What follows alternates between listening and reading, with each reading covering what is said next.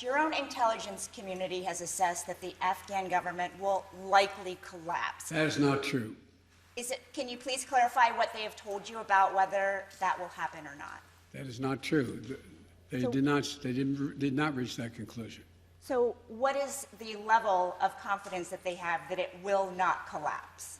The Afghan government and leadership has to come together. They clearly have the capacity to sustain the government in place. The question is, will they generate the kind of cohesion to do it? It's not a question of whether they have the capacity. They have the capacity. They have the forces.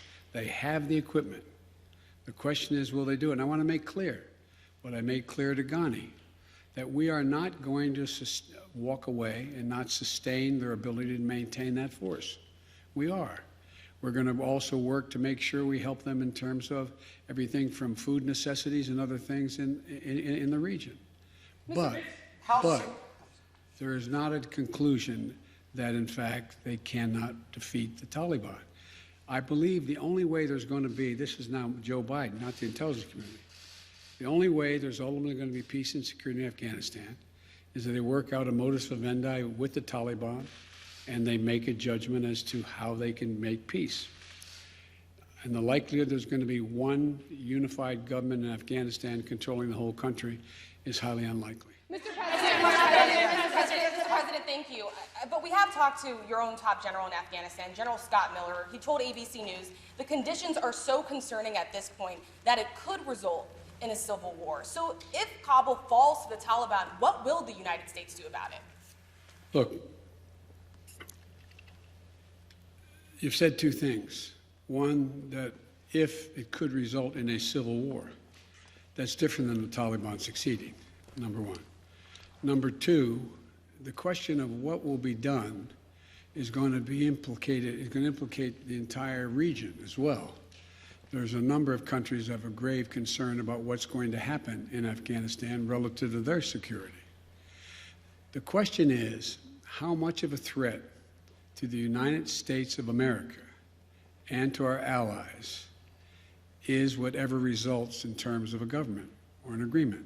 That's when that judgment will be made. Mr. President, some Vietnamese veterans see echoes of their experience in this withdrawal in Afghanistan. Do you see any parallels between this withdrawal and what happened in Vietnam, with some people feeling? None whatsoever. Zero. What you had is you had entire brigades breaking through the gates of our embassy. 6, if I'm not mistaken. The Taliban is not the North Vietnamese army. They're not remotely comparable in terms of capability. There's going to be no circumstance where you see people being lifted off the roof of an embassy of the United States from Afghanistan. It is not at all comparable. Mr. President. Go to the other side. Hang on a second. Mr. President, how serious was the corruption among the Afghanistan government to this mission failing there? Well, first of all, the mission hasn't failed yet. There is, in Afghanistan, in all parties, there's been corruption. The question is, can there be an agreement on unity of purpose? What is the objective? For example, it started off there were going to be negotiations between the Taliban and the Afghan National Security Forces and the Afghan government. That didn't come to fruition. So the question now is, where do they go from here? That the jury is still out, but the likelihood there's going to be the Taliban overrunning everything and owning the whole country is highly unlikely.